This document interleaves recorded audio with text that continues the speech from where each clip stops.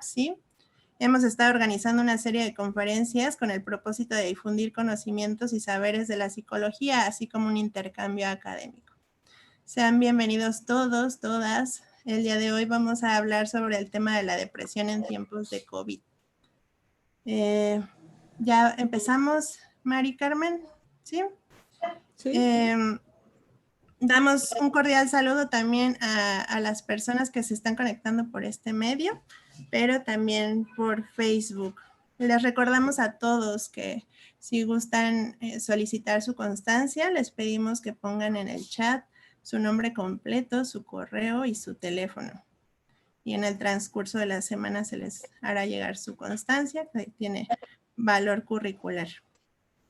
El día de hoy la conferencia tiene el título de La depresión en tiempos de COVID, impartida por la psicóloga María del Carmen Ramírez Camacho, quien ya está aquí presente. Es una maestra distinguida de AMAPSI, quien imparte el diplomado en terapia cognitivo-conductual aplicada a casos prácticos. Por aquí nos acompañan tus alumnos, ¿cierto? El día de hoy le tocaba clase, así que ya están sus alumnos aquí acompañándonos. Bienvenidos a todos los que se están conectando. Ya somos 74 personas por aquí, los que nos están acompañando en Facebook. Pues la conferencia la va a impartir, les repito, María del Carmen Ramírez Camacho, y voy a leerles su semblanza, les voy a compartir su semblanza. Es maestra en psicología con residencia en medicina conductual y psico-oncología por la Universidad Nacional Autónoma de México, UNAM, donde también estudió la licenciatura en psicología. Especialista en promoción de la salud y prevención del comportamiento adictivo. Académica de la UNAM en la Facultad de Psicología, docente invitado de la División de Extensión Universitaria de la Facultad de Estudios Superiores Iztacala de la UNAM, psicóloga clínica y colaboradora en equipo del área de psicología del Centro de Investigación en Prevención del Instituto Nacional de Cancerología, INCAN. Cuenta con más de 10 años de experiencia en docencia a nivel de licenciatura y posgrado, así como con más de 8 años de experiencia en psicología clínica y psicología de la salud. Es terapeuta cognitivo-conductual con atención a adultos y adolescentes, así como pacientes con diagnósticos de enfermedades crónico-degenerativas, cáncer, diabetes, hipertensión, entre otras. Entonces, como verán, es una maestra muy especializada, con mucha experiencia y que seguro nos va a brindar muchos recursos para poder enfrentar esta situación de la pandemia que nos atañe a todos. Pues vamos a comenzar, vamos a iniciar con la conferencia. Ya está lista tu presentación, ya tienes la opción de compartir. Les explico la dinámica, ya varios la conocen, pero los que no la conocen es más o menos 45 minutos a 1 hora de exposición por parte de la conferencista, y al terminar habrá un espacio de preguntas y respuestas. Pueden hacerlo a lo largo de la conferencia por el chat, o al final pueden levantar su mano, ya sea así con la cámara y yo los veo por aquí, o con el icono azul de levantar su mano. Entonces, pues le doy la bienvenida a nuestra conferencista. Bienvenida, Mari Carmen, puedes iniciar, puedes tomar la palabra. Adelante. Bienvenidos a todos. Adelante, por favor, Mari Carmen. Gracias. Gracias, buenas noches. Bienvenidos a todos. Un gusto estar aquí, poder ver también algunas caras conocidas. Saludos a todos ellos que los estoy mirando a través de esta pantalla. Es un gusto y un placer poder estar el día de hoy con ustedes y compartir pues un poquito acerca de este tema que, como bien comentaban de hace un rato, pues está muy presente en estos días, ¿no? Por la situación que estamos viviendo. Entonces, sin más preámbulo, voy a empezar a compartir mi pantalla para poder poner la presentación y que podamos empezar con el tema.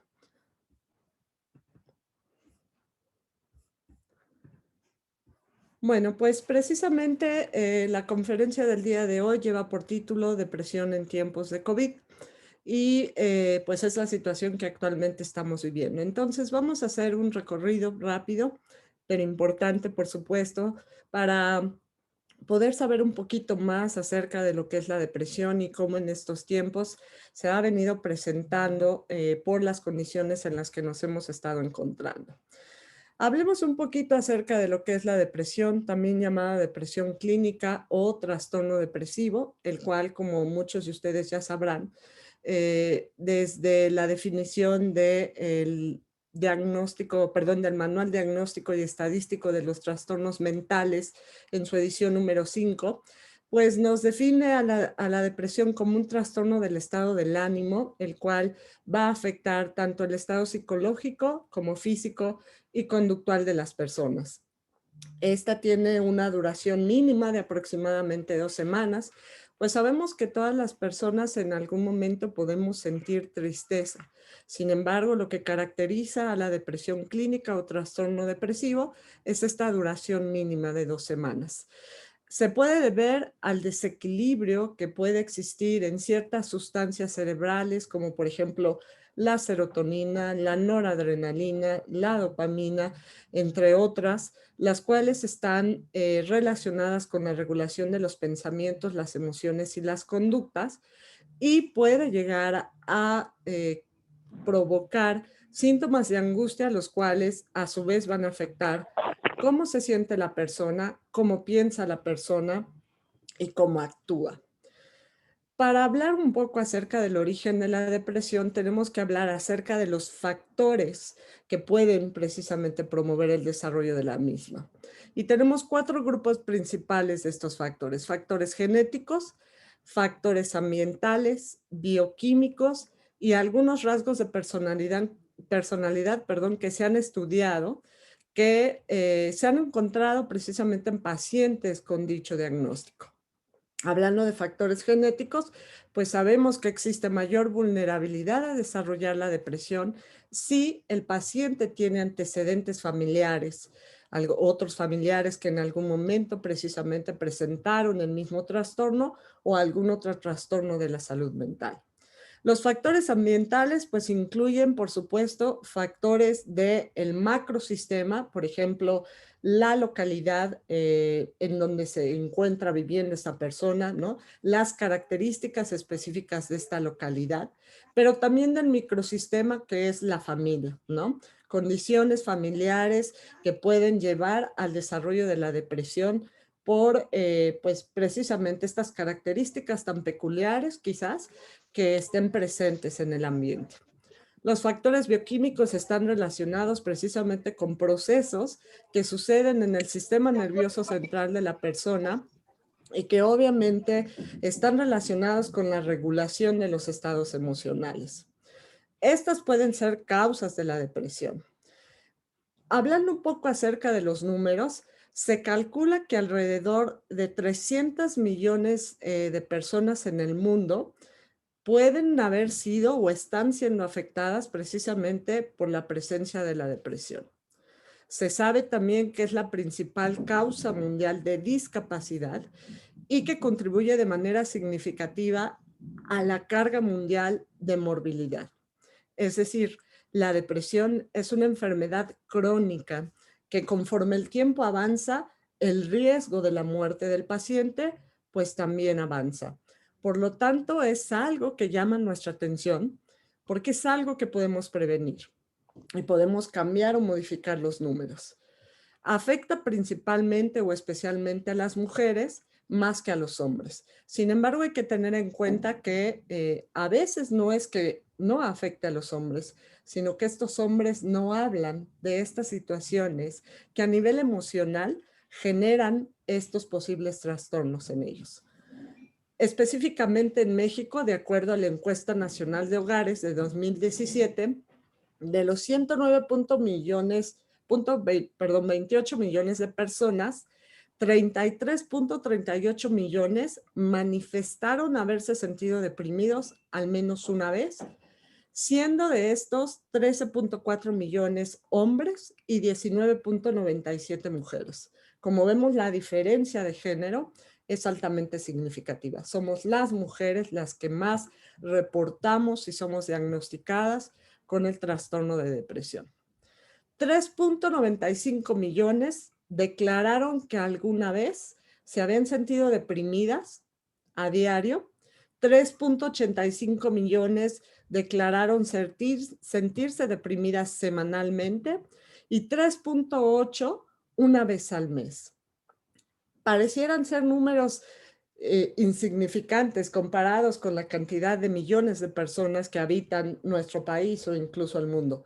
Sin embargo, son números significativos porque nos hablan acerca de cómo es que estas enfermedades pueden llegar a contribuir al malestar significativo de las personas e incluso generar en las personas que viven alrededor de ellos o de manera cercana alguna otra problemática, tanto a nivel físico, salud física o salud mental. Por lo tanto, también se sabe que es la causa principal de suicidio, especialmente en nuestro país. En México, en 2017, el Instituto Nacional de Estadística, Geografía e Informática dio el dato de que la tasa de suicidio era del 5.2% por cada 100,000 habitantes, siendo la quinta causa de muerte en menores de 15 años. Ahí tenemos un sector de la población que es vulnerable a este tipo de situaciones y que muchas veces, o la gran mayoría de las veces, no es atendido en el momento indicado y por lo tanto, este le lleva al suicidio. El problema también es que los sobrevivientes también empiezan a desarrollar enfermedades a nivel salud mental. Y eso obviamente pues engorda las cifras de nuestra población con respecto a la presencia de las enfermedades mentales. Vamos a hablar un poquito acerca de los síntomas que puede presentar una persona cuando es diagnosticada con el trastorno depresivo. Nuevamente, de acuerdo al Manual Diagnóstico y Estadístico de los Trastornos Mentales, en su quinta edición, nos dice que los síntomas más significativos van a ser tristeza o ánimo bajo la mayor parte del tiempo. En algunos casos, esto se puede presentar a través de la irritabilidad, especialmente en pacientes de menor edad, estamos hablando de niños, o incluso adolescentes que quizás todavía no tienen bien identificada la diferencia en cuanto a los estados emocionales. Ellos se ponen más irritables, están enojados, se molestan fácilmente. Otro de los síntomas es la disminución del interés o el placer por casi todas las actividades. Y nos estamos refiriendo con todas las actividades, no solamente aquellas que tienen la característica de obligatoriedad. Por ejemplo, los adultos con respecto a las actividades laborales o los adolescentes que ahora se tienen que hacer cargo de las actividades escolares desde casa. Pueden también disminuir el interés y el placer por llevar a cabo actividades que antes disfrutaban, actividades que llevaban a cabo en sus tiempos de ocio y que les generaba placer. Otro síntoma va a ser la dificultad para concentrarse y tomar decisiones. Esto, por supuesto, puede conllevar a otras problemáticas, por ejemplo, a nivel laboral, las ausencias continuas o incluso los despidos. Y en el caso de los pacientes adolescentes, pues problemas a nivel escolar. Empezar a dejar las materias sin terminar, quizás incluso hasta perder el año escolar por esta dificultad. Fatiga y pérdida de la energía será otro de los síntomas que va a estar comúnmente presente. Agitación o lentitud psicomotriz, porque puede ser que actividades que anteriormente realizaban en un corto periodo de tiempo, actualmente les lleve muchísimo tiempo realizarlos debido a esta disminución en el interés y a la fatiga o la pérdida de energía. Por otro lado, podemos encontrar pérdida o aumento del peso sin necesariamente estar bajo un programa de alimentación o al llevar a cabo cambios en sus hábitos alimenticios. Es probable que nuestros pacientes también nos refieran insomnio o somnolencia excesiva. Puede ser que estén durmiendo incluso más tiempo de lo normal y sin embargo reportar esta sensación de somnolencia constante. Sentir que se quedan dormidos casi en cualquier lugar en cuanto se sientan o encuentran un lugar que es cómodo. Sentimiento de inutilidad o de culpa excesiva, ya que constantemente, debido a todas las dificultades, cometen errores y sienten o perciben que todo les sale mal, que no pueden realizar las actividades como anteriormente las hacían, y esto los lleva a precisamente tener este sentimiento de ser inútil. También vamos a encontrar que existen ideas recurrentes sobre la muerte. Constantemente el pensamiento de la posibilidad de morir o de que quizás esa es la única salida para dejar de sentirse como se están sintiendo. Esto me parece que es muy importante recalcarlo porque es posible que haya pacientes que no manifiesten estos síntomas que hemos comentado, lo cual no significa que no tengan depresión o que estén precisamente en ese proceso de desarrollo de un trastorno depresivo. Esto de igual manera nos puede llevar a minimizar el impacto que pueden tener estos síntomas o este trastorno sobre su vida y la vida de sus familiares, o incluso llegar a creer que no es depresión y quizás solamente un momento de tristeza o un periodo de tristeza. Por lo tanto, es importante que no confundamos que la no expresión de estos síntomas de manera clara, como la tristeza, el aislamiento, el desgano, el llanto y todos los demás, no signifique que no estemos frente a la posibilidad de un trastorno depresivo. Entonces, las personas no siempre van a manifestar de manera clara y abierta estos síntomas. Y sobre todo también debemos recordar que no es algo que esté bajo su control. Es decir, no es algo que hagan a voluntad o porque así lo deseen.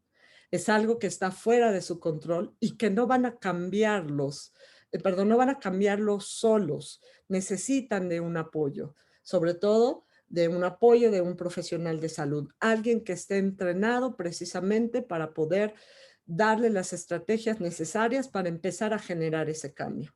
Imaginemos que la depresión es como un copo de nieve que cae y está en una montaña de caída.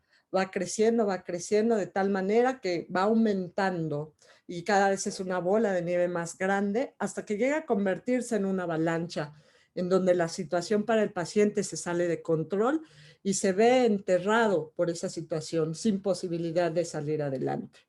Por ello es que muchas veces estas personas no acuden a la búsqueda de ayuda. Si mencionábamos hace un rato que afecta la manera de pensar, la manera de sentir y la manera de actuar, vamos entonces a ver cómo es que piensa alguien que tiene depresión.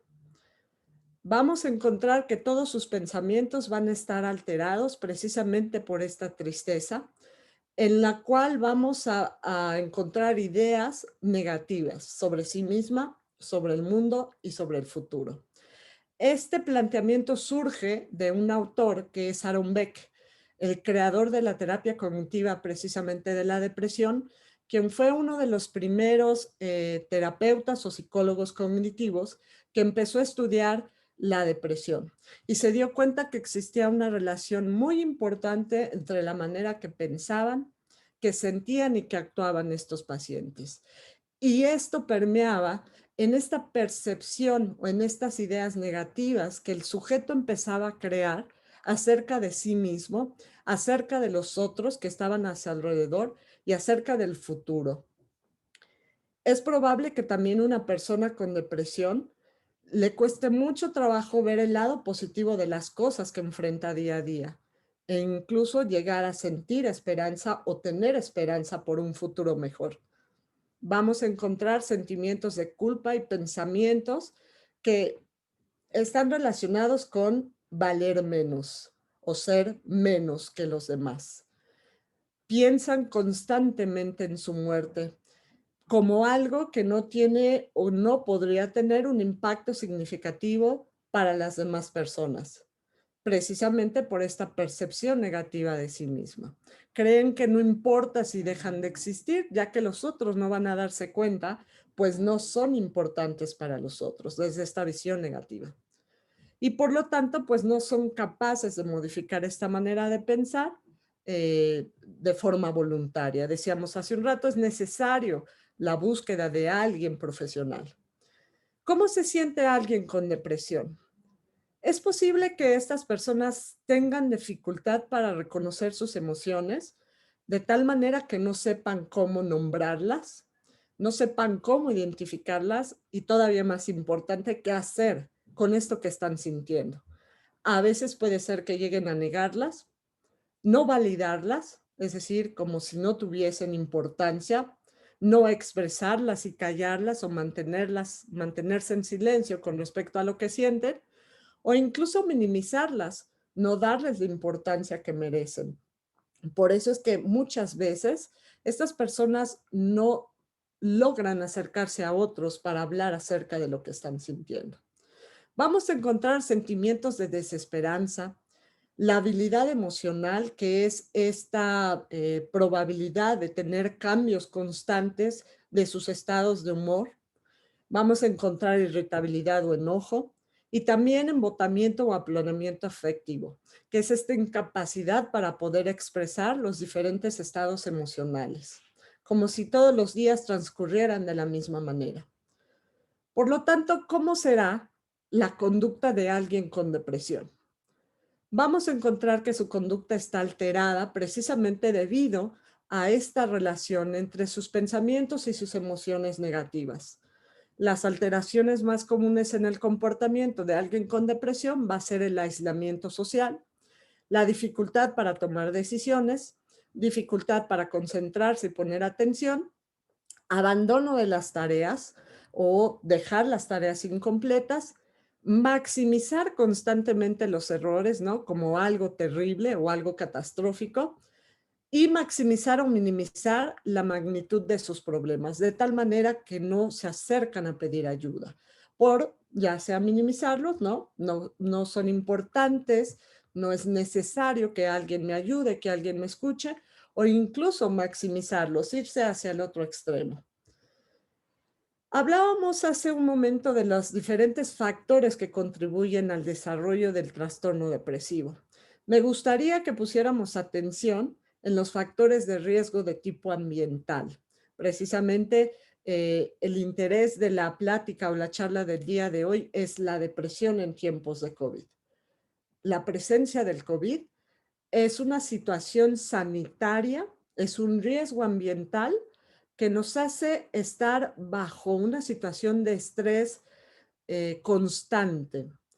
Esto quiere decir que estamos constantemente preocupados por las cosas que nos pueden pasar, por saber si hay recursos suficientes en los hospitales, medicamentos, personal que nos pueda dar atención.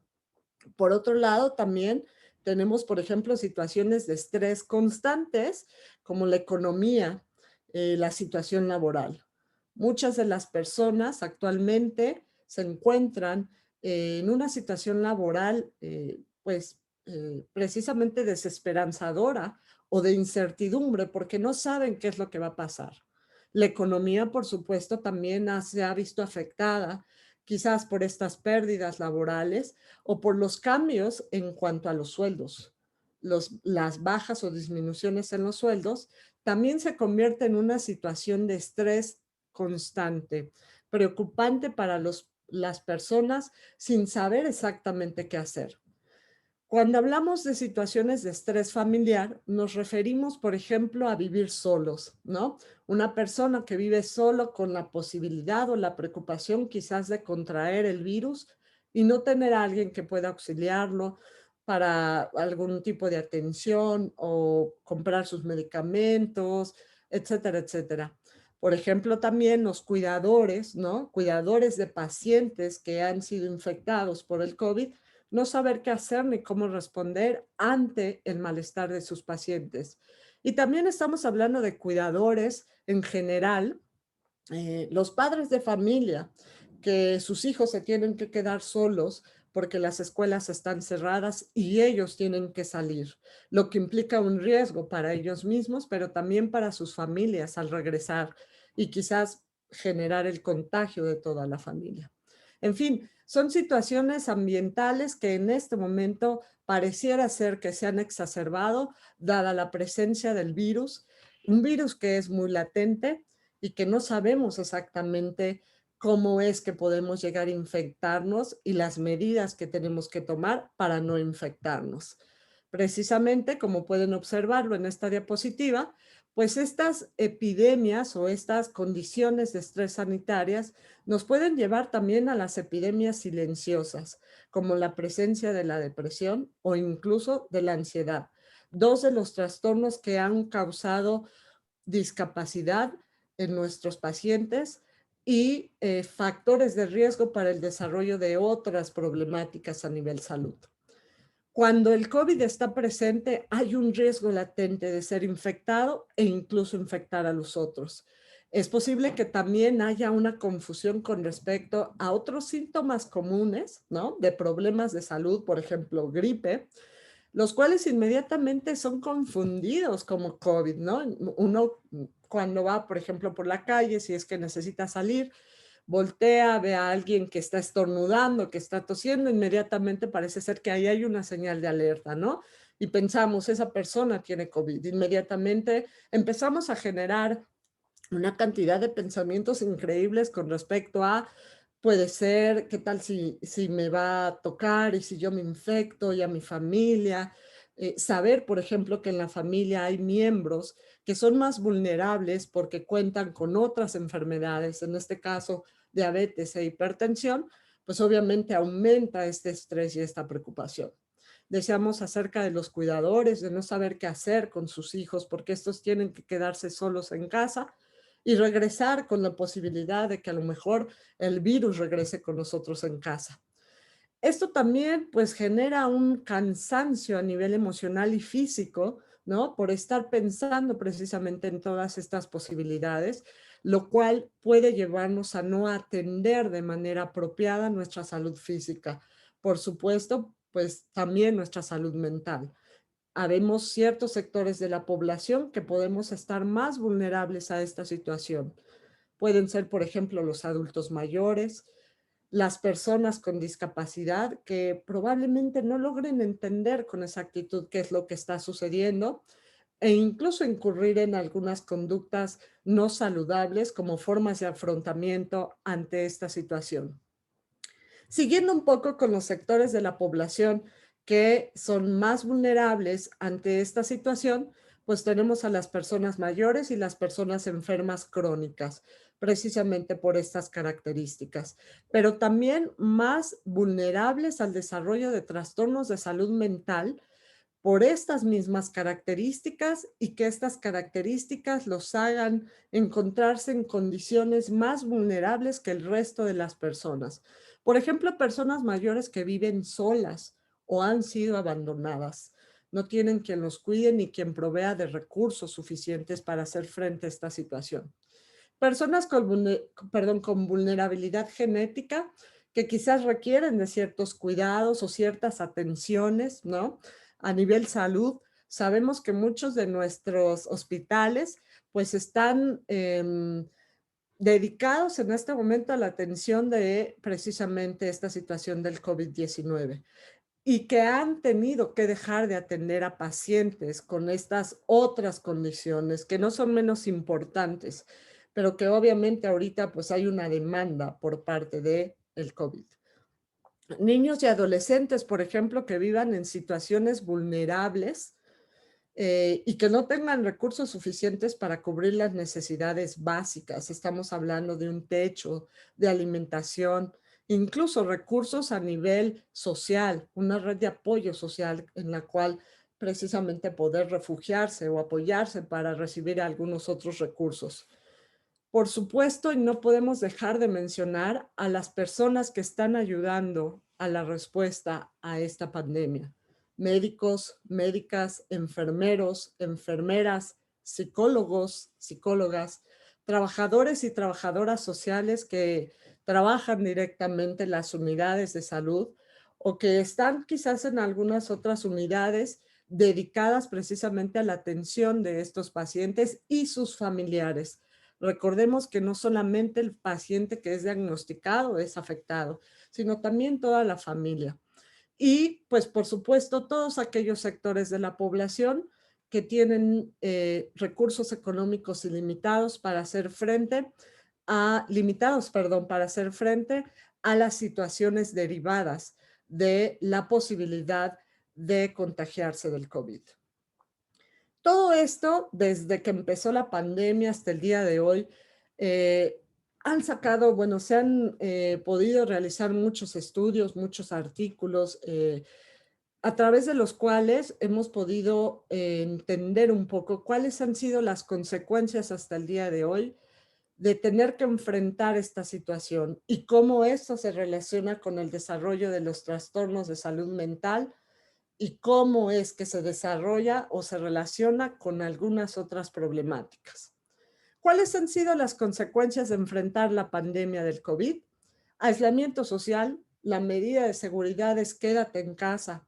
Somos seres sociales, nos gusta socializar, interactuar con nosotros y esto nos ha llevado a mantenernos aislados de las personas que queremos, de los amigos, los compañeros de trabajo. Y esto también a su vez nos ha llevado en ocasiones a sentir un aburrimiento, ya no saber qué hacer o qué actividades incluso proponer a la familia para generar estos espacios de esparcimiento. Por supuesto, los cambios radicales en las rutinas sin debida planificación.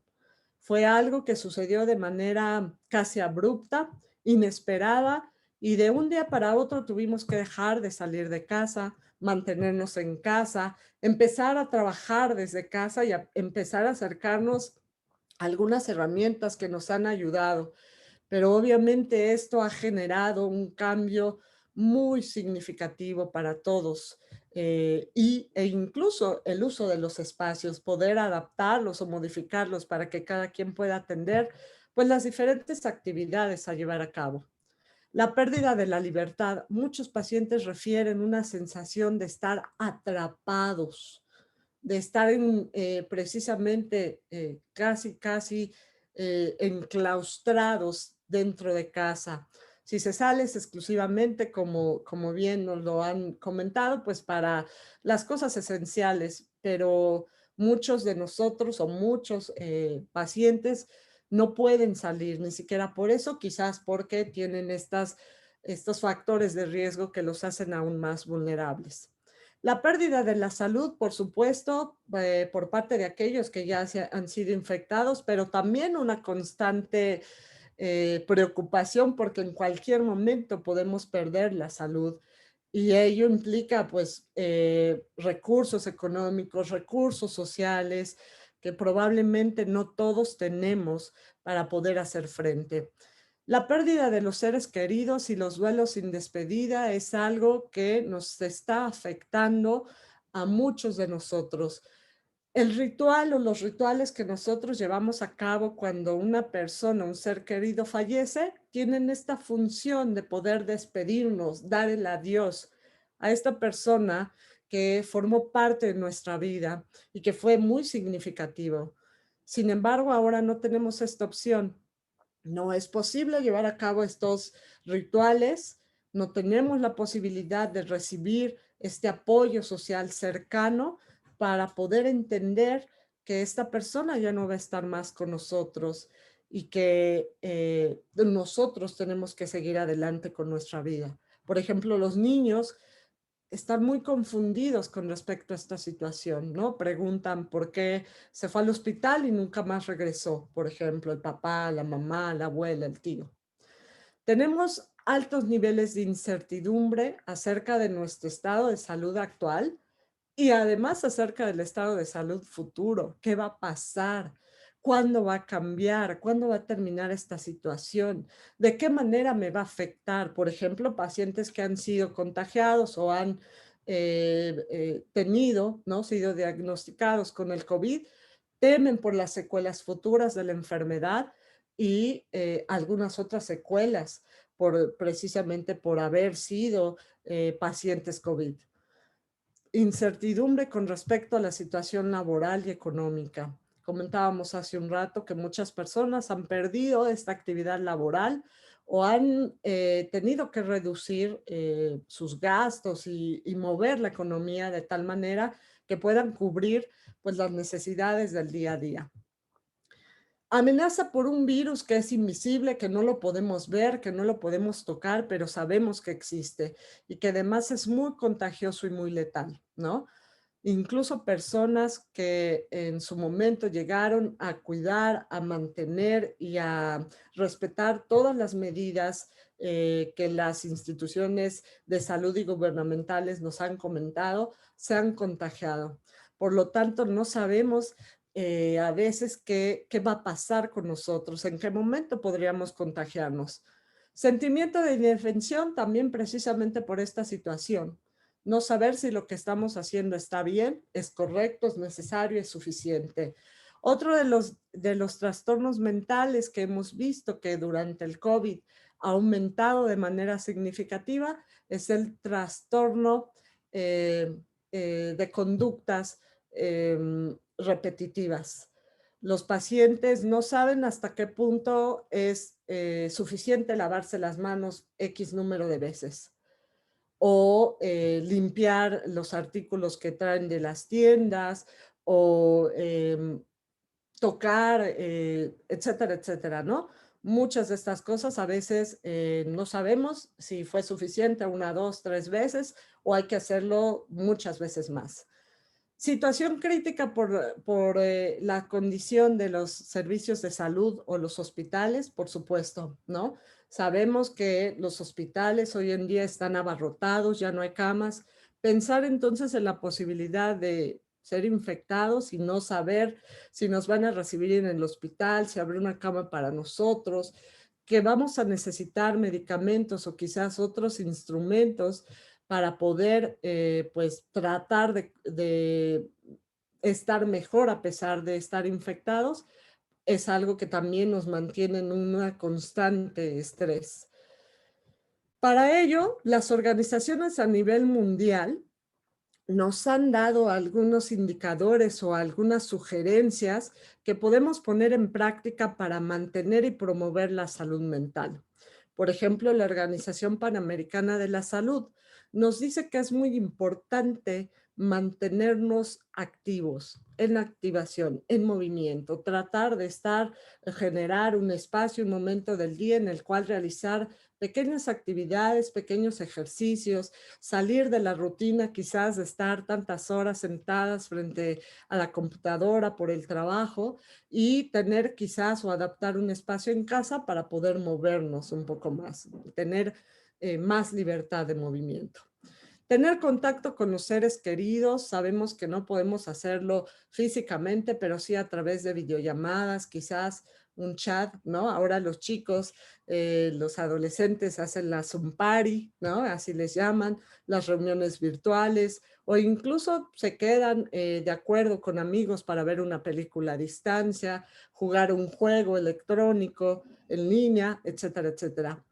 Es importante mantenernos informados, pero es todavía más importante revisar que las fuentes que estamos utilizando para informarnos sean fuentes confiables.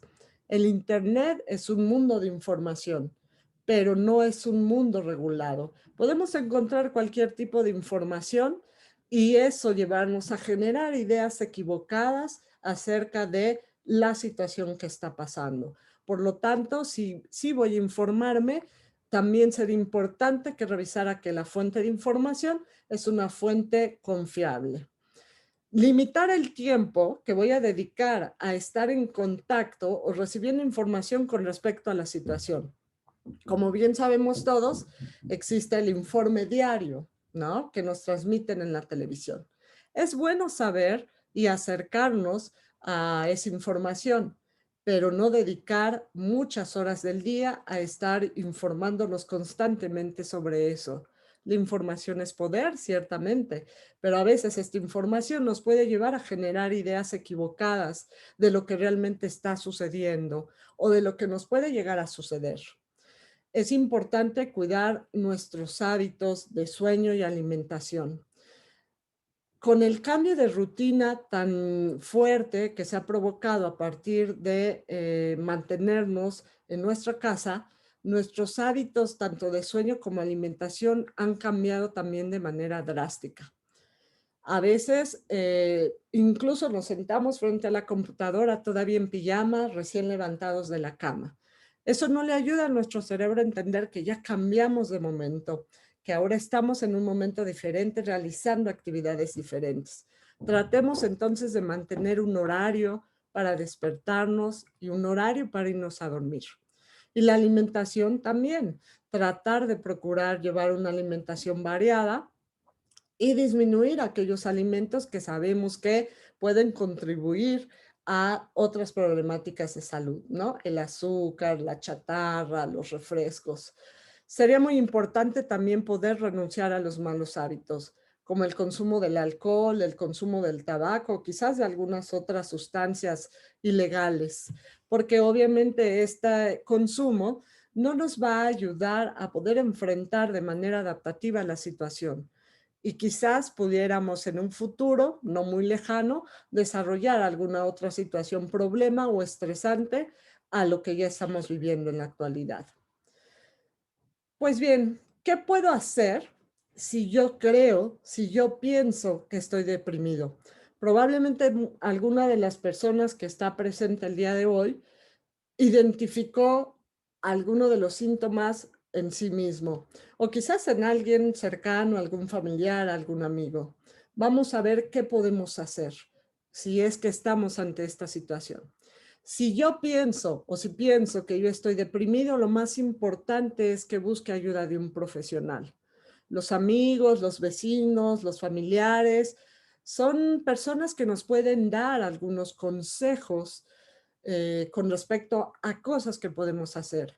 Pero el profesional de la salud es una persona que está entrenada, que tiene estudios y cuenta con las habilidades necesarias para poder ayudarnos a enfrentar esta situación, comprender esta situación y generar junto con él las estrategias para ir avanzando y cambiando precisamente esta manera de sentir, de pensar y de actuar. Es importante tratar de realizar actividades que me gusten. Quizás ya agoté todas las que me gustaban, pero ¿por qué no intentar buscar algún nuevo hobby? Algo que antes no hubiera intentado y que probablemente descubra que es algo que me agrada.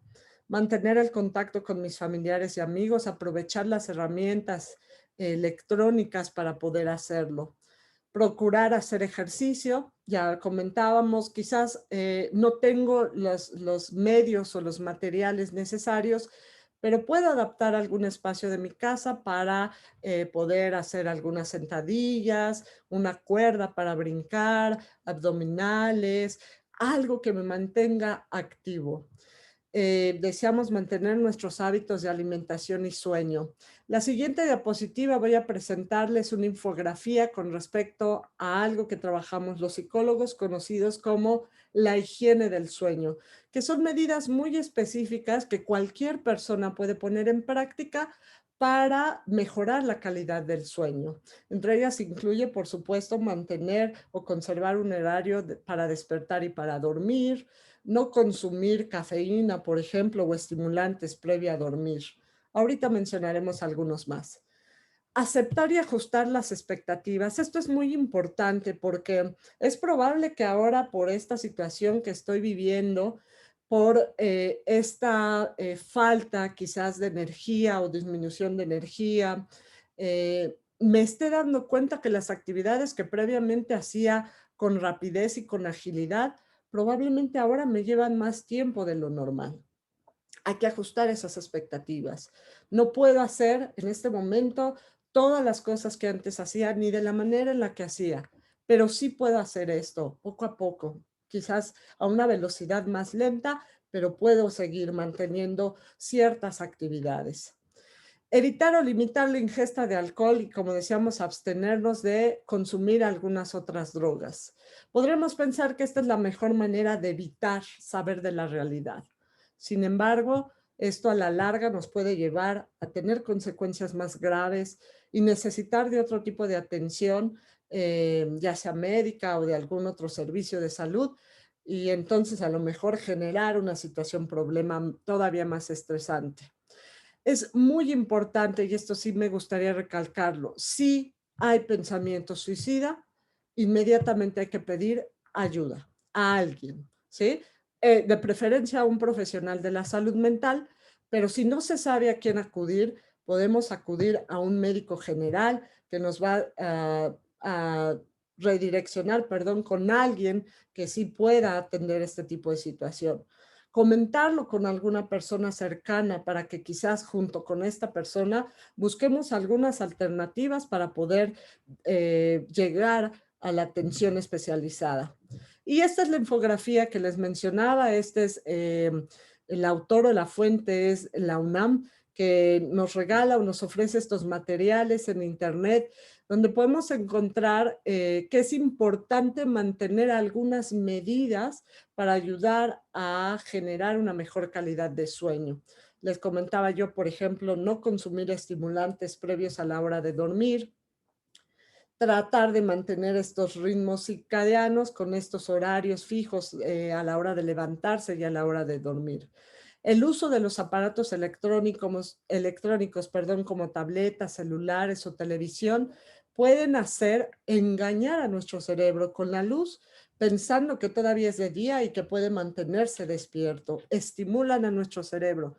Es conveniente que previo 35-40 minutos dejemos de utilizar estos aparatos para que nuestro cerebro empiece a darse cuenta que es momento de dormir porque ya oscureció.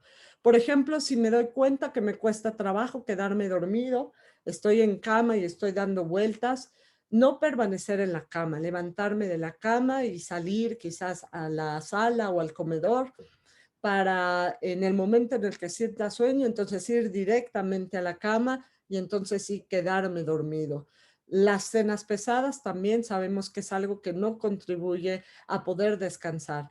Por lo tanto, si voy a cenar, también en un horario que sea no tan cercano al momento de irme a acostar, sino más bien 30, 40 minutos, una hora quizás antes, y cenas ligeras, ¿no? Lo que va a permitir que el proceso digestivo pueda llevarse a cabo y no interrumpa o imposibilite mi sueño. Son medidas muy específicas y que todas las personas podemos llevar a cabo. La cuestión es que las practiquemos y seamos constantes de tal manera que eso nos ayude a mejorar la calidad de nuestro sueño. Ahora bien, ¿cómo puedo darme cuenta si alguien cercano a mí, algún familiar, alguien con quien estoy conviviendo en este momento, está deprimido o posiblemente se está deprimiendo? Es muy importante observar, ¿no? Sobre todo, por ejemplo, papás, mamás, si tienen hijos, adolescentes, pequeñitos, obsérvenlos de manera cuidadosa. Pregunten, no tengan miedo a preguntar qué está pasando, qué sientes, qué te molesta, qué te duele. La comunicación es la mejor manera de saber qué le pasa al otro. Si yo observo conductas que son, no son frecuentes en mi hijo, se aísla constantemente, no habla con nadie, ya no disfruta quizás de los videojuegos, las series, o quizás muestra llanto constante sin una razón aparente, es bueno preguntar, acercarme para saber qué es lo que le está pasando. Registrar. Si es necesario, puedo hacer un registro de la conducta de mi paciente, ¿no? Cuánto está durmiendo, qué tanta actividad está realizando, si está demasiado activo o si está muy lento, ¿no? Cuántas horas pasa frente a la computadora, cuántas horas pasa solo en su cuarto, no quiere quizás venir a las invitaciones de las actividades que proponemos, quizás un juego de mesa, ver una película todos juntos o el momento de las comidas, ¿no? Si también sus hábitos de alimentación están cambiando, está subiendo de peso, disminuyendo. Ese registro me puede dar una idea de qué tan fuerte es ese cambio que está sucediendo en mi familiar. Es importante tener en cuenta la proporcionalidad causa-efecto. ¿A qué nos referimos con esto?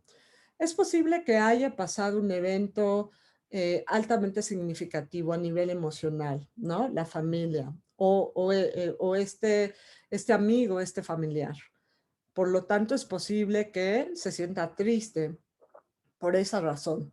una pérdida de un ser querido, una pérdida de un amigo, no poder ver a los amigos, por ejemplo, los adolescentes.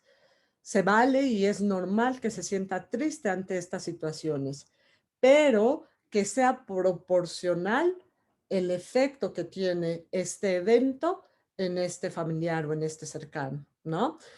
Acuérdense que uno de los indicadores para saber si estamos frente a un posible trastorno depresivo es precisamente la duración, 15 días, 2 semanas.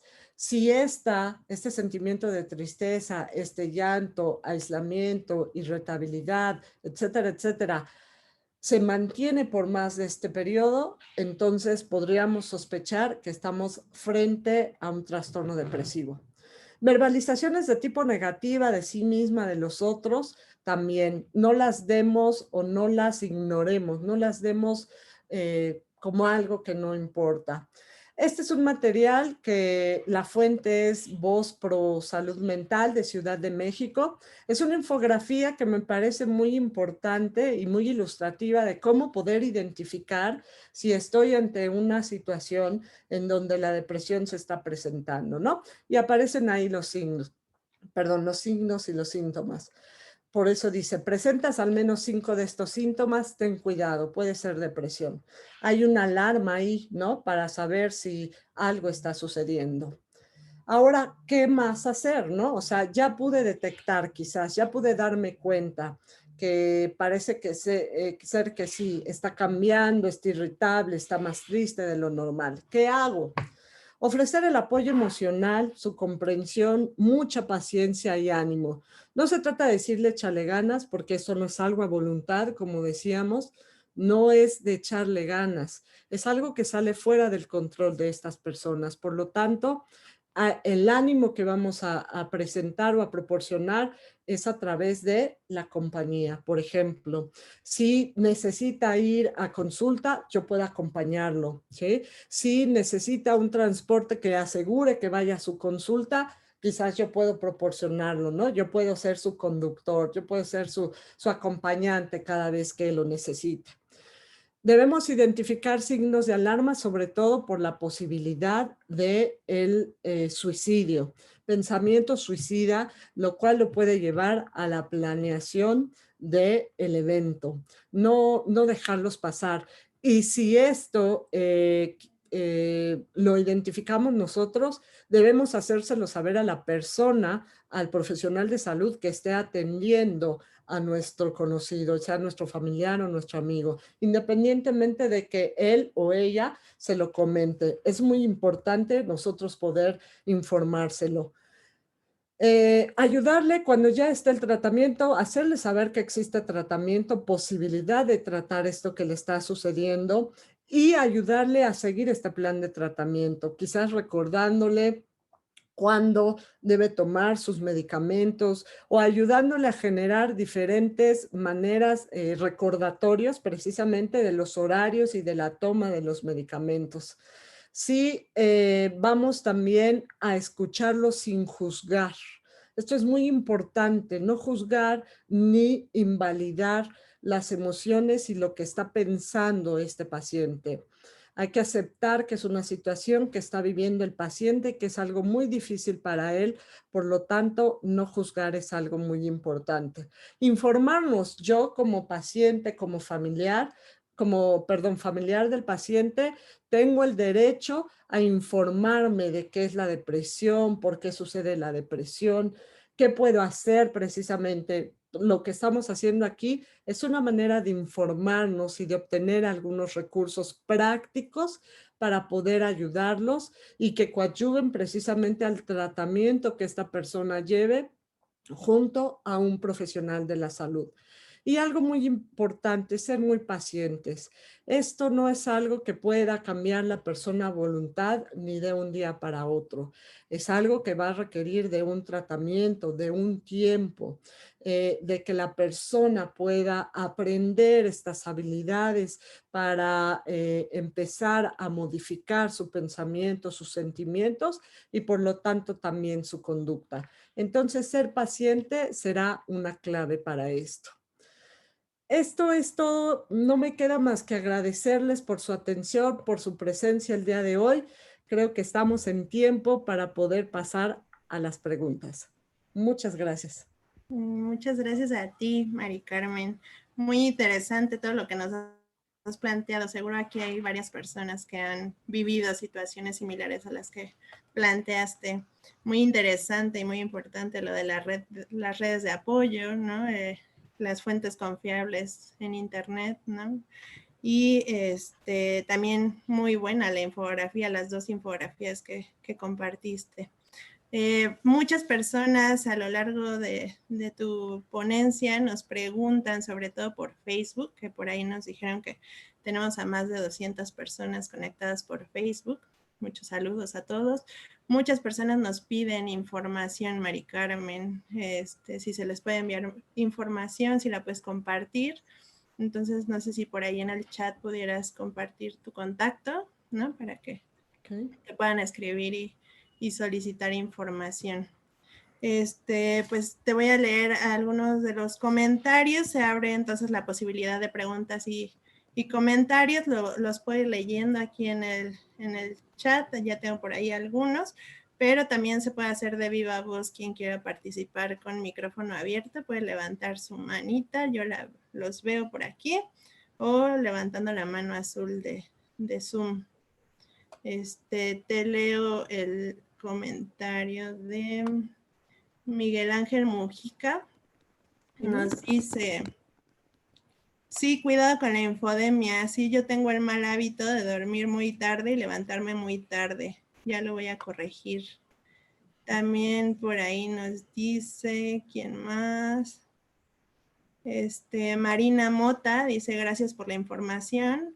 Y pregunta, a su punto de vista, ¿considera que a raíz de la pandemia se ha hecho mayor conciencia de la importancia del cuidado de la salud mental y el rol del psicólogo en la sociedad? Ok, pues creo que todavía vamos en camino. Me parece que todavía nos falta mucho que hacer precisamente para llegar a ese punto en donde tengamos una conciencia más clara con respecto a la importancia de la salud mental y de la función, el papel o el trabajo que hacemos los psicólogos, ¿no? Sin embargo, pues ahora las acciones y la situación nos ha permitido ver que efectivamente el trabajo que hace un psicólogo es muy importante con respecto a la salud mental de los pacientes, ¿no? Sabemos que hay muchas situaciones que vivimos día a día que pueden afectar nuestra salud mental, pero específicamente la pandemia pues ha mostrado estos efectos. Entonces, creo que sí, afortunadamente vamos en camino precisamente a que nos demos cuenta de la relevancia, la importancia de prevenir, no solo de atender, prevenir estas posibles enfermedades de la salud mental y del porqué de los psicólogos dentro de estas unidades, ¿no? O estos espacios de salud para poder apoyar a los otros profesionales de la salud. Muy bien. Ivonne Rodríguez nos dice: excelente plática, muchas felicidades. ¿Qué bibliografía podría recomendar? También nos pregunta la psicóloga Paola si existe alguna diferencia entre la fatiga pandémica y la depresión por la pandemia. Ok. Sí, efectivamente hay una diferencia muy importante que es esta que mencionábamos hace un rato, ¿no?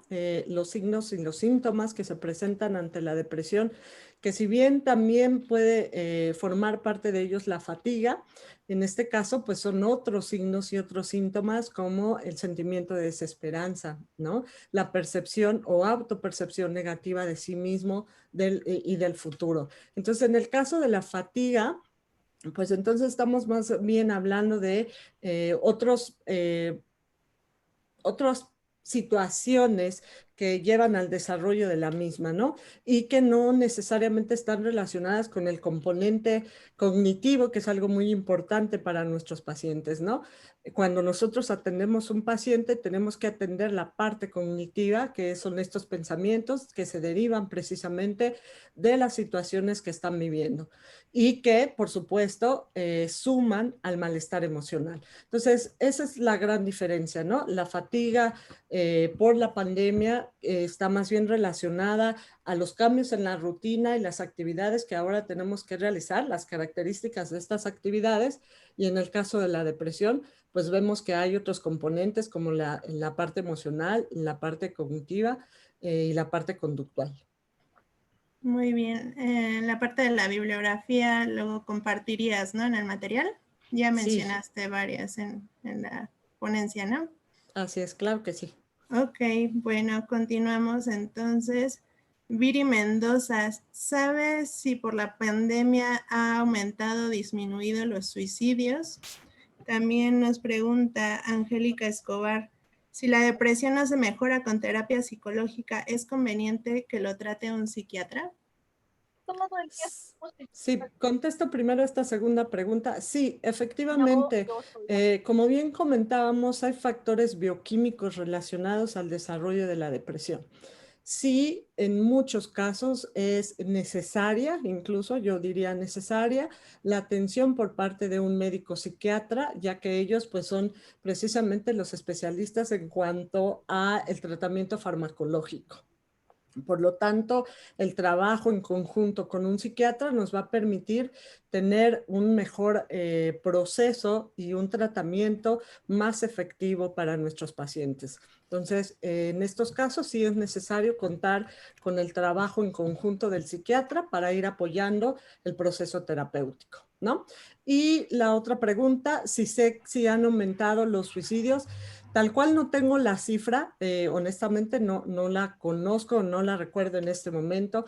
Lo que sí se ha visto es que los índices de suicidio, incluso independientemente de la pandemia, han ido aumentando conforme los años van pasando, y esta situación de la pandemia, que es una situación altamente estresante, un factor ambiental, puede, por supuesto, coadyuvar a el incremento de los suicidios, ¿no? Entonces, es un trabajo muy importante, ¿no? Un área de trabajo muy importante para los profesionales de la salud, poder prevenir que esta situación llegue precisamente al suicidio, porque como bien comentaba, pues hay otras personas, los sobrevivientes, que se quedan con esta situación y pueden empezar a desarrollar otro tipo de problemáticas en cuanto a la salud mental. Muy bien, Patricia Hurtado, muchas gracias, interesante información y excelente presentación. Rosy C, muy buena información. ¿Quién más? Felicitaciones por la excelente presentación a usted y a Mapsi, de Ernestina Hermosillo. Galaxy J7, gracias, excelente presentación e información. Car dice muchas gracias, la plática estuvo excelente, de mucho apoyo. Gracias por compartir. Te leo una pregunta que nos hacen en Facebook. Dice Eduardo Contreras, con la pandemia una situación creciente es el duelo porque desafortunadamente muchas personas están falleciendo. Algunas recomendaciones, para no caer en depresión y vivir un duelo sano. Un saludo afectuoso y abrazo a mi colega, la psicóloga Carmen. Gracias. Híjole, pues ese es un tema también bien interesante, ¿no? Tendríamos que hacer otra plática porque es un tema muy extenso que incluye muchos elementos a considerar. Efectivamente, el duelo que ahora se está viviendo, como ya mencionábamos, ¿no? Por la pandemia, es un duelo que tiene unas características particulares a las cuales obviamente no estábamos acostumbrados por no poder llevar a cabo estos rituales, estas actividades que forman parte precisamente del proceso de duelo. Algunas recomendaciones rápidas, pues básicamente sería poder socializar el duelo. Hace poquito revisaba yo un artículo que salió de otra gran colega querida, o donde participó otra gran colega querida, y hablaba de la importancia de socializar el duelo o la pérdida a través de las redes sociales, es decir, tener estas reuniones virtuales, ¿no? Con los seres queridos, para poder a través de ellas expresar el dolor hacia la pérdida, la tristeza, ¿no? que genera precisamente perder a un ser querido, porque esta es una manera de ayudar al cerebro a entender que esta persona ya no va a estar aquí, ya no va a estar presente, ¿no? Hablaba yo hace rato, por ejemplo, de lo que pasa con los niños de mi papá, mi abuelo, mi tío, sé que fue al hospital, pero jamás regresó, ¿no? Y no lo vimos, no supimos, ya no está, ¿sí? El cerebro siempre está buscando una manera de entender y organizar lo que está viviendo. Entonces, por ejemplo, socializar este evento, esta pérdida, hacer estas reuniones virtuales con los rituales específicos de cada familia, permite ayudarle al cerebro a entender qué pasó, ¿no? O sea, que esta persona ya no va a estar presente y que esta persona ya no va a volver físicamente, por supuesto. Podríamos hablar, pues, por ejemplo, para los niños hay cosas muy lindas como generar el libro de los recuerdos, ¿no? Que es literalmente generar un álbum de recuerdos con esa persona perdida, en la cual podemos dejar huella de estas situaciones o estos momentos que vivimos con esa persona, anécdotas, momentos especiales, y que se vale que sea construido por una sola persona o incluso puede ser algo que podamos construir con los familiares, ¿no? Los hijos, papá, mamá, o por ejemplo, si la mamá fue quien falleció, papá y los hijos, viceversa. Y todos ahí plasmar precisamente el recuerdo de esta persona y poder tomarlo cada vez que queramos recordar a esta persona, ¿no? Las cosas que hicimos con ellos. En fin, o sea, podríamos mencionar muchos, pero quizás haya algunas otras preguntas. Espero que con esto hayamos dado, aunque sea algunos, o algunas pequeñas alternativas. Sí, muchísimas gracias. Fíjate que en Facebook, Gloria Lucerito Núñez Salazar nos dice, excelente doctora, nos saluda desde Colombia, Tulúa, Valle del Cauca. También Joana Gómez también nos saluda desde Colombia, entonces desde allá nos están viendo. Muchos saludos a todos allá en Colombia. ¿Qué más nos dice? ¿Algún libro de autoayuda para el manejo de la ansiedad o depresión de fácil manejo? Nos pregunta Ana. ¿Qué más? Permíteme. Nos pregunta Ariana Franco. Buenas noches, excelente ponencia. Mi pregunta es, ¿qué técnicas se pueden aplicar para enfrentar los pensamientos negativos de una persona con depresión? Ok, muchas preguntas muy interesantes. La Sí. última a mí me apasiona, es mi área, la terapia cognitiva. Híjole, pues técnicas tenemos afortunadamente muchísimas, ¿no? Ahí los invitamos al diplomado donde pueden aprenderlas todas a detalle. Mencionaría algunas como reestructuración cognitiva, detección del pensamiento. eh, Me vienen muchos nombres de técnicas a la mente en este momento, pero bueno, no sé si nombrarlas sea suficiente porque a lo mejor pues solamente es eso en este momento nombrarlas, pero por ejemplo, si están interesados en conocer técnicas, tenemos los libros de Beck, ¿no? Todos los libros de Beck con respecto a la terapia cognitiva. Ahí nos ofrece una descripción muy clara de las diferentes técnicas, incluso ejemplos de cómo podemos irlas, en el caso de que ya queramos obviamente ponerlas en práctica con nuestros pacientes, cómo es el desarrollo de las mismas. Podemos también, terapia cognitiva, por supuesto, de Ellis Latrec, es otro de los autores muy importantes con respecto al tema, que también nos ofrece una gran variedad de técnicas para poder trabajar con estos pensamientos, ¿no? Que es una de las claves precisamente en la terapia cognitiva. Entonces, yo nombraría estos dos autores como base precisamente para conocer un poco más acerca de las técnicas, ¿no? Otra pregunta, ya se me olvidó. ¿Puedes recordarme, por Mira, favor? Noeli Sotelo nos pregunta, ¿se considera el abuso de los móviles como algún referente de depresión? Y también nos pregunta Laura Marcela Fernández en Facebook, ¿cómo actuar ante alguien que identificamos con síntomas de depresión, pero se encuentra en un estado de negación? Ok. Con respecto al uso de los móviles, no que yo sepa o no que yo tenga conocimiento, ¿no? Hasta el momento de alguna relación con respecto a. Obviamente todos sabemos y seguramente hemos tenido conocimiento de información de los daños, ¿no? Que puede causar el uso excesivo de los móviles, sobre todo el aislamiento social, que podría ser parte, ¿no? De lo que hablamos el día de hoy, de la depresión, pero tal cual creo que no hay un estudio que nos hable, ¿no? De esa relación. Ahora, con respecto a la otra pregunta, mmm, ay, ya se me olvidó. Perdóname, me concentré demasiado en responder la primera y esta última ya no lo ¿Cómo recuerdo. actuar ante alguien que Ya, identificamos perdón, con en negación. síntomas de depresión Tienes razón, y gracias. tiene Esa es la parte que negación? no regresé. Híjole, esta pregunta me parece importante porque los procesos terapéuticos, psicológicos, psicoterapéuticos, tienen una característica muy importante que es el compromiso del paciente con el mismo.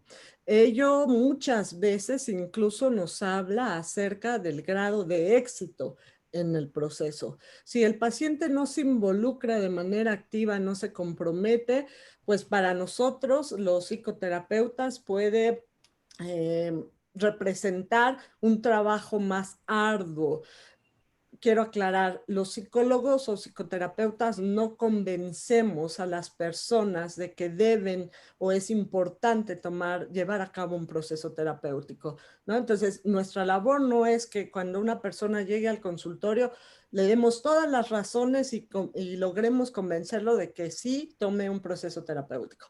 Entonces, si hay una persona que está en negación, muy probablemente el proceso pues no avance como lo esperamos, ¿no? No dé frutos como normalmente esperaríamos que sucediera. Sabemos que cada proceso es diferente, sin embargo, en estos casos es posible que estos resultados se vean todavía más, pues, con mayor dificultad. Si está en negación, yo lo que podría decir es tratar de informar, de acercarnos con ellos desde esta parte de no juzgar, más bien ser muy pacientes, ¿no? Tratar de entender por qué está actuando de esta persona de esta manera. ¿Qué es lo que lo está llevando precisamente a negar esta posible problemática? ¿Sí? Sin juzgar, sin criticar, sin regañar, sin nada de esto, porque eso seguramente ya lo escuchó muchas veces durante el día y por un tiempo, ¿sí?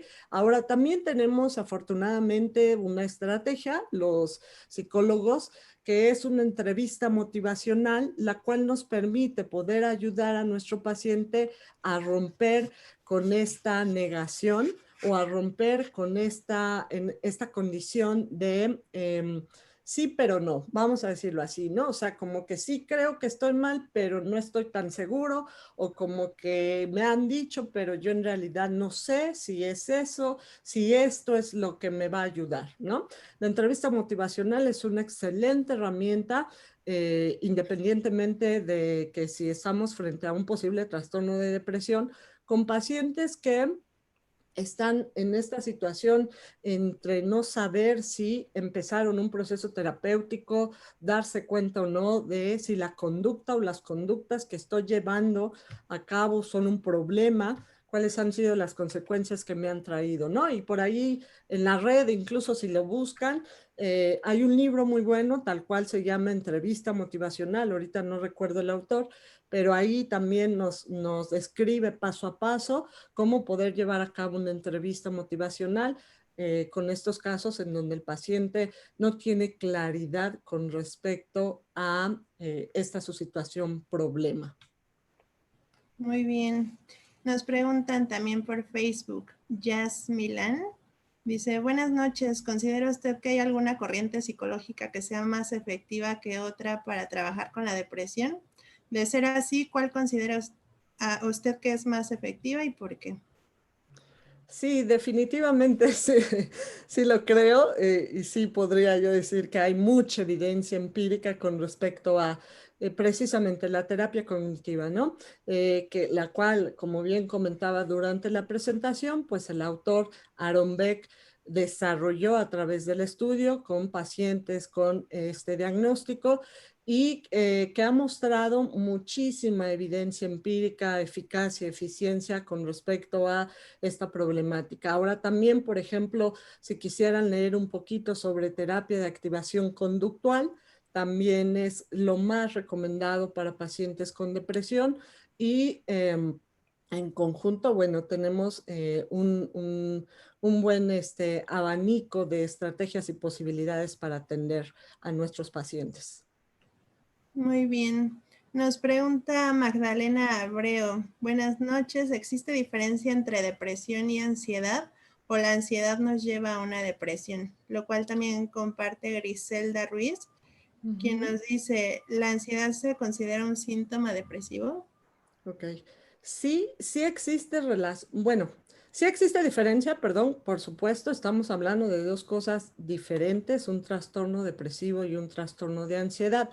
Ahora, es cierto también se ha visto que en muchos casos en donde la ansiedad se presenta primero o primeramente, ¿no? En un paciente, es posible que éste desarrolle depresión. Sí, ciertamente, porque el trastorno de ansiedad, bueno, que tiene unas características muy específicas, ¿no?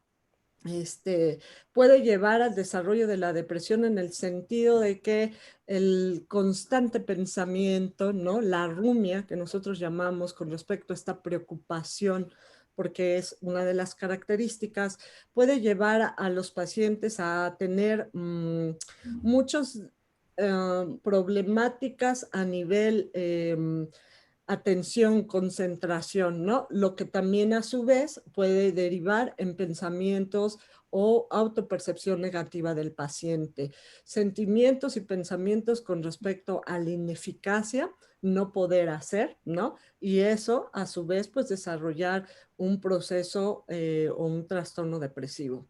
Eso es posible, no pasa en todos los pacientes, también es importante comentarlo, no es algo que podemos generalizar, pero sí, sí es posible, ¿no? Que eso suceda.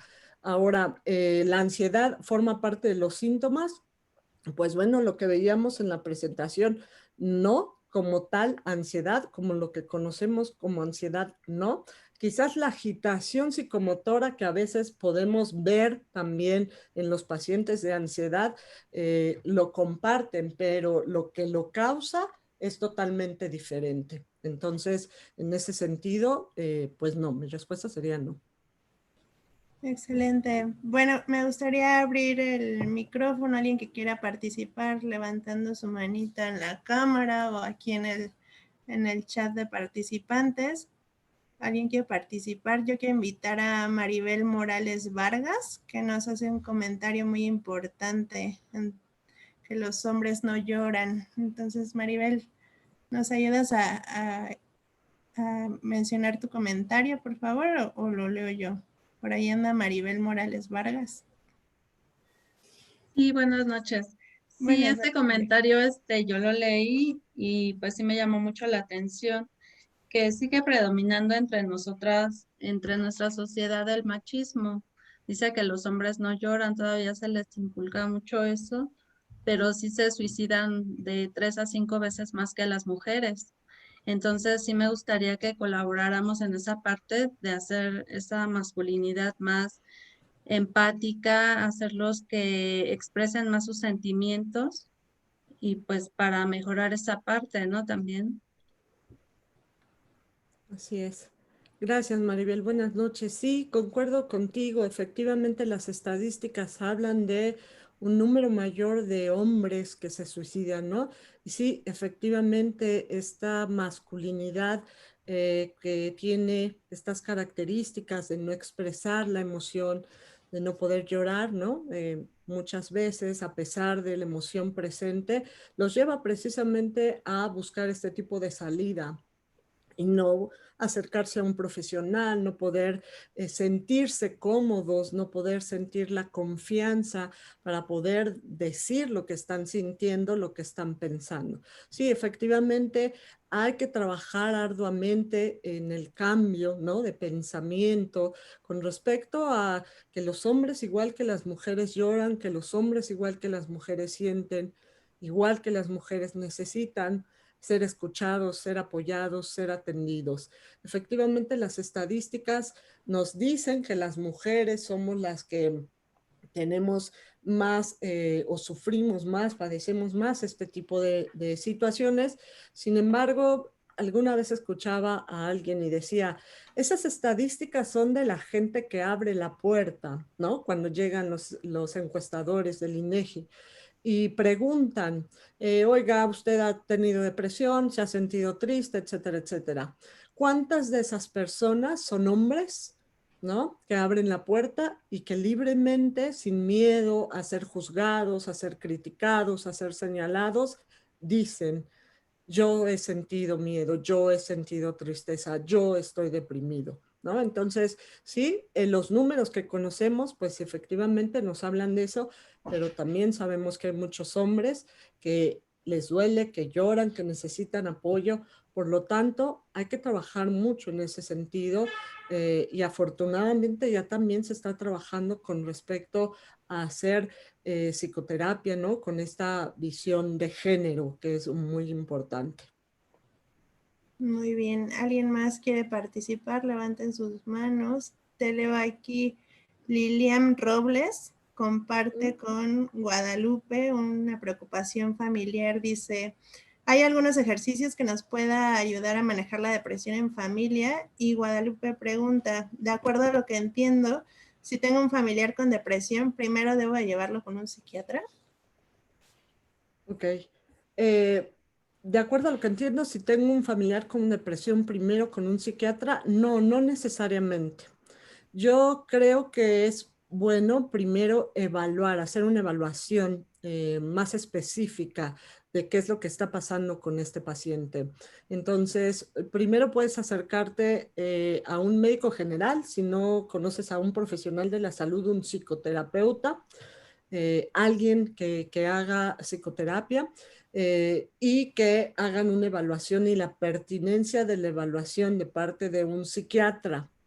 No todos los pacientes con depresión requieren el tratamiento de manera inmediata o el tratamiento farmacológico. Hay casos, también hay que decirlo, que hay casos que salen adelante solo con proceso psicoterapéutico, pero hay que evaluar. Hay que hacer una evaluación muy detallada de qué es lo que está pasando con esta persona. Si después de la evaluación hay elementos que hablan de la necesidad de un tratamiento de tipo farmacológico, especialmente podría ahorita mencionar alarmas o alertas para nosotros los psicólogos, psicoterapeutas, la presencia del pensamiento suicida de manera frecuente, ¿no? O latente, constantemente.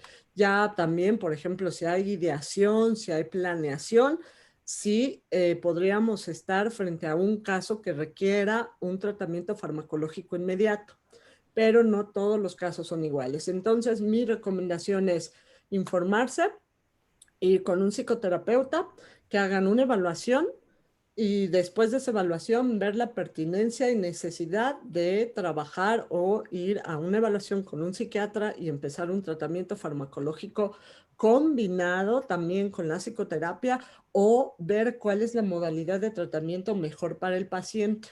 Hay muchos pacientes que llegan en estados graves de depresión. Hacer o intentar hacer psicoterapia bajo esas condiciones a veces es casi imposible. Es primero necesario un ajuste a nivel bioquímico y después poder empezar a trabajar con el paciente con la psicoterapia. Muy bien. Mayra Morrison en Facebook nos comparte, muchas gracias. Una de las situaciones que se me juntó fue la menopausia y el aislamiento total. Poco a poco voy retomando actividades y rutinas.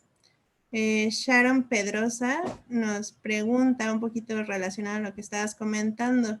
La economía es algo que está severamente afectado hoy en día a nivel mundial. Si la persona en cuestión no tiene los recursos o instituciones para poder acceder a un tratamiento, ¿qué se recomienda hacer al círculo social en el cual se encuentra la persona deprimida?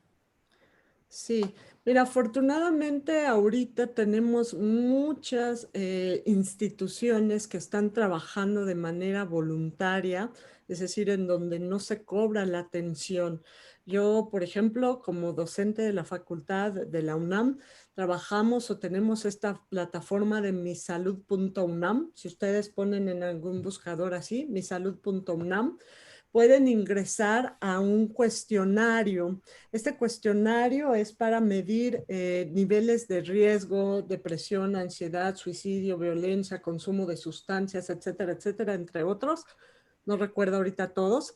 Y lo que hace es que te sube a una base de datos en donde profesionales de la salud de la UNAM, Secretaría de Salud, el psiquiátrico, o sea, varias instituciones de salud mental, estamos colaborando para la atención gratuita. Es necesario y pedimos paciencia porque tenemos mucho trabajo, muchos pacientes que están y gente que ha ingresado a la plataforma precisamente pidiendo el apoyo en estos momentos. También tenemos el conmutador de la UNAM, ahorita no recuerdo el número, perdón, estas cosas de repente a mí se me van de la memoria, pero igual lo podemos dejar en Amapsi, compartirlo con Amapsi, después compartirlo con ustedes. Está el conmutador también de la Facultad de Psicología y esa es otra opción. Quizás incluso pensando en la no posibilidad de salir, ¿no? O de no tener incluso los recursos para ir a la institución, esta puede ser una opción, ¿no? Entonces, estos son los que recuerdo ahorita. Tengo a la mano el número del conmutador, si quieren, es 5550 250855. Lo pongo en el chat. 5550 250855. Ese conmutador virtual también tiene un número muy grande de líneas de atención psicológica por parte de precisamente docentes de la facultad, alumnos de posgrado de la facultad, ¿no? Es decir, maestría y doctorado, que están entrenados precisamente para dar atención a través de esta línea, ¿no? Entonces esa podría ser una opción. Gracias, Mari Carmen. Nos pregunta Jessica Gómez, ¿puede trazarse un límite entre el duelo normal y el patológico? Muchos nos están preguntando también por tu diplomado, entonces si gustan dejar sus datos, nos contactamos con ustedes para darles toda la información. Estamos por empezar en marzo del 2021. Entonces, entre el duelo normal y el patológico, ¿cuál sería el límite? En realidad, el límite no tiene que ver mucho con el tiempo, porque existen otras variantes de duelo, duelo tardío, por ejemplo, duelo anticipado también, ¿no?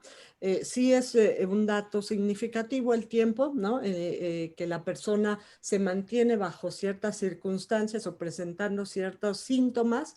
Pero lo más importante, creo yo, es que un duelo podamos considerarlo patológico o un duelo complicado también cuando la persona no puede seguir avanzando, cuando la persona no puede continuar con la progresión de sus metas o sus objetivos, que le cuesta cada vez más día a día continuar con sus actividades y actividades tan sencillas como poder levantarse cada día, alimentarse, la rutina de su casa, ¿no? Entonces, cuando llega ese momento o cuando esto empieza a aparecer, podemos estar hablando de precisamente un duelo patológico, ¿no? Un duelo que requiere de una atención de un profesional, porque como bien también sabemos, existe la teoría de los pasos del duelo.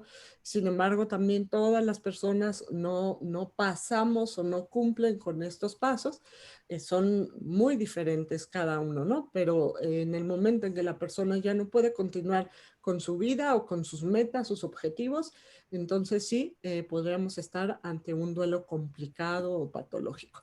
Hay ciertas referencias, solo para igual dar algún dato, que sí incluyen el tiempo, por ejemplo, 2 años, ¿no?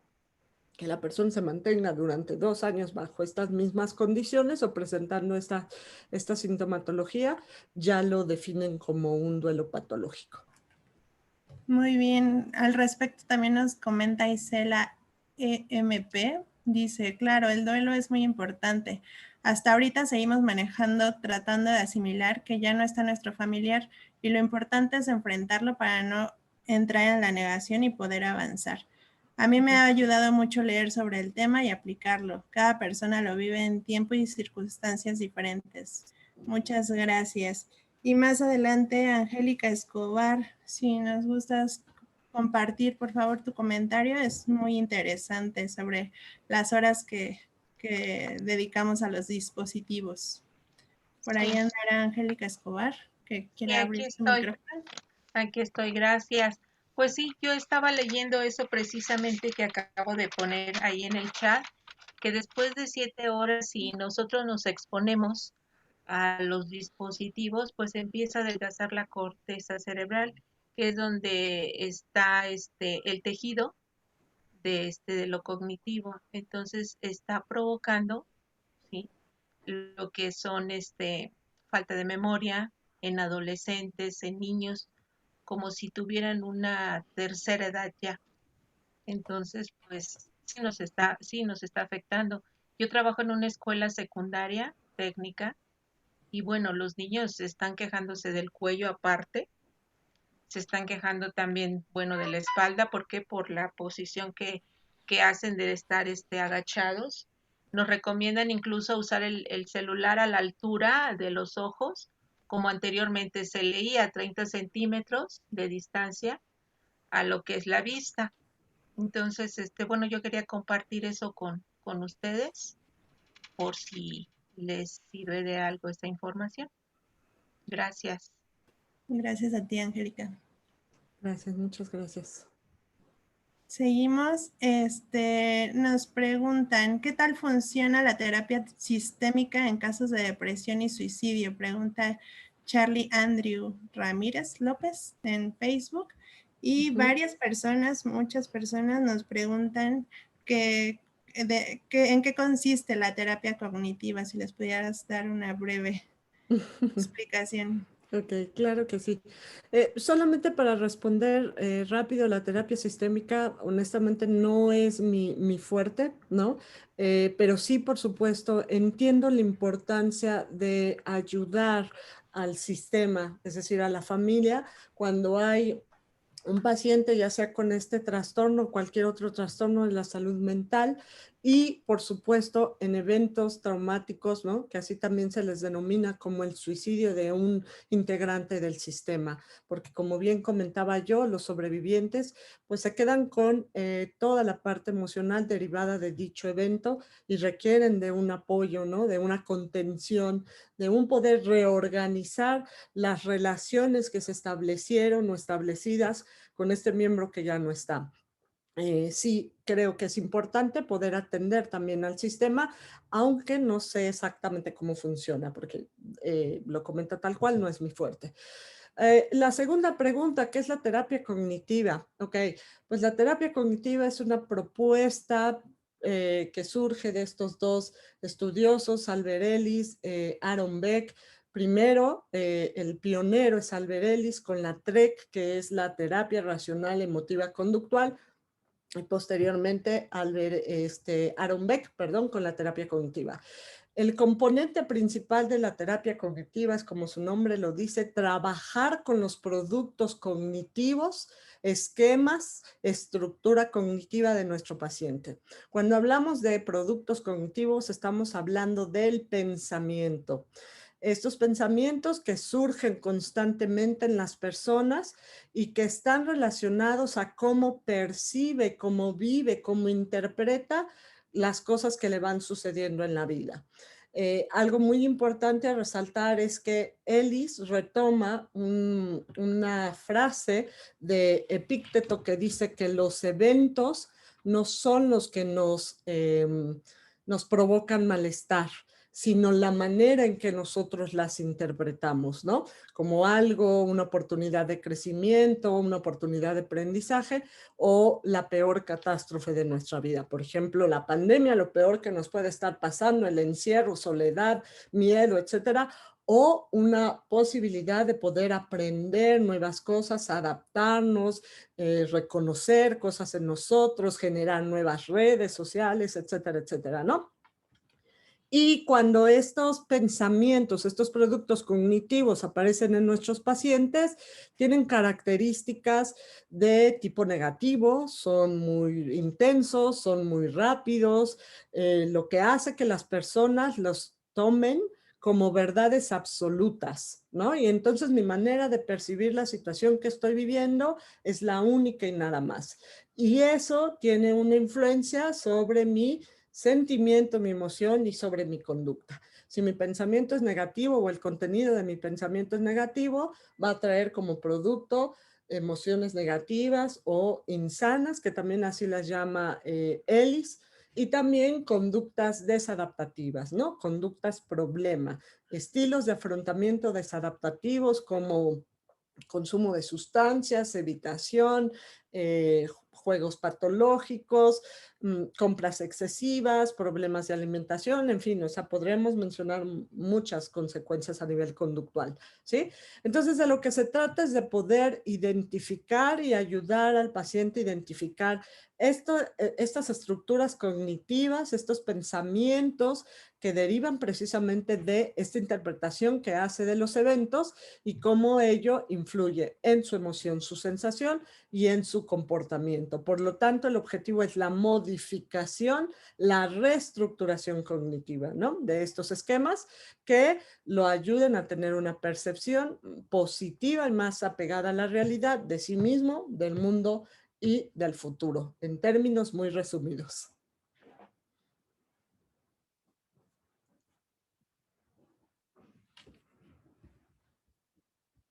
Está apagado tu micrófono, Karel.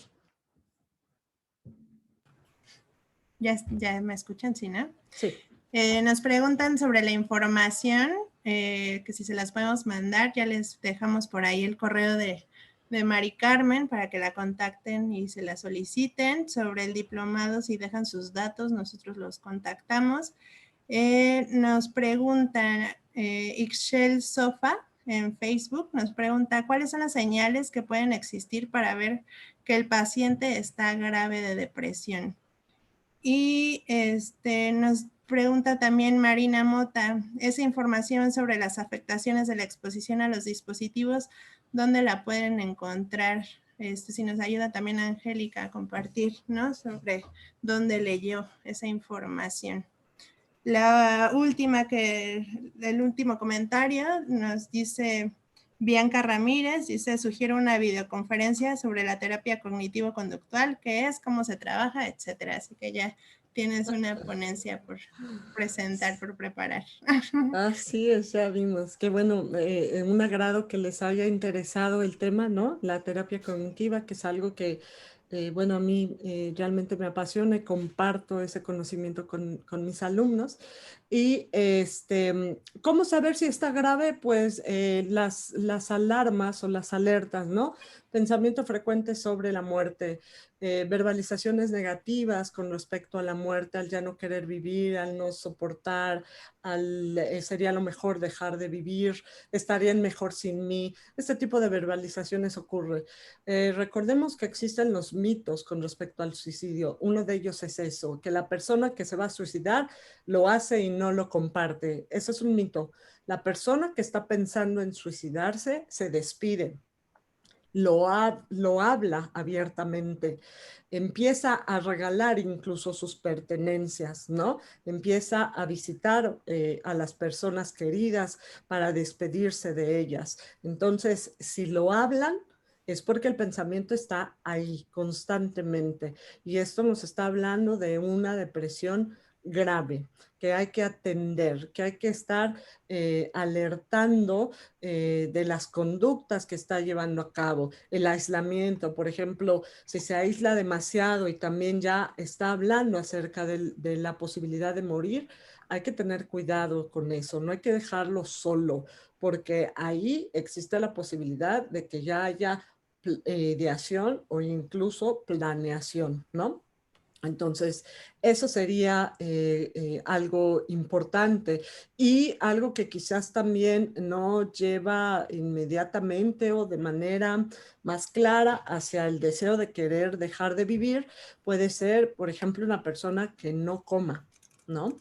Que sus hábitos alimenticios cambien de manera radical, no quiera comer, no quiera tomar agua, porque obviamente eso lo va a llevar a una condición sumamente deplorable, perdón, y quizás en algún punto pues pues a la muerte, ¿no? Si fuera muy, muy excesivo. Muy bien, pues por el chat son todas las participaciones, todas las preguntas. ¿Alguien quiere levantar la mano, participar, abrir su micrófono?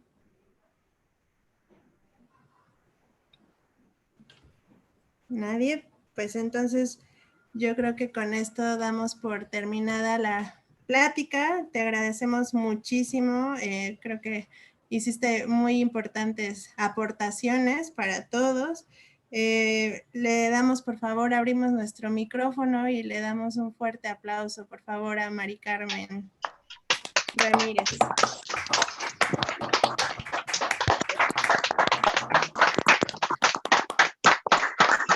¡Bravo! Gracias, muchísimas gracias. Muchas felicidades por la claridad en tu exposición, por tu experiencia. Es muy valioso tenerte en AMAPSI como docente en el Diplomado de Terapia Cognitivo-Conductual aplicada a casos prácticos. Te agradecemos mucho que nos hayas hecho el favor de participar con esta ponencia. Eres una experta en el tema, muy interesante el tema y la información que nos proporcionaste. Fue una excelente ponencia. Muchas felicidades. También les agradecemos a todos los que estuvieron presentes. También, por favor, bueno, ahí ya compartiste tu contacto, ¿verdad? La idea sería que ellos te escriban, ¿no? A tu correo para solicitar información, porque la mayoría eso fue lo que puso, que solicité información, entonces le escriben a Mari Carmen y yo creo que con gusto les responde la información. Les agradecemos a todos por habernos acompañado. En este momento les vamos a pedir, por favor, que nos ayuden a compartir el cartel de la próxima conferencia. Si nos ayudan a compartirlo, por favor. En esta ocasión no va a ser el lunes, va a ser en miércoles. Esto debido a que el lunes es un día feriado. Va a ser el miércoles y pues con un tema muy importante, muy interesante. La importancia de la perspectiva de género en la formación de psicoterapeutas impartida por el psicólogo Mario Fausto Gómez Lamont. Y pues es igual a las 7 de la noche, aquí los esperamos. ¿Sale? Nada más por esta ocasión va a ser en miércoles, pero todos los lunes aquí estamos esperándolos con una nueva conferencia con nuevas aportaciones de la psicología. Por hoy les agradecemos mucho su participación. Esperamos que hayan dejado su nombre completo, sus datos, su correo para que se les haga llegar la constancia. Les pido por favor que le demos un nuevo aplauso a Mari Carmen y con esto daríamos por terminada esta conferencia. Gracias a todos y buenas noches. Muchas gracias a todos. Tengan buena noche. Muchas gracias. Buenas noches a todos. Buenas noches para todos. Hasta luego. Buenas noches. Buenas noches. Gracias. Buenas noches.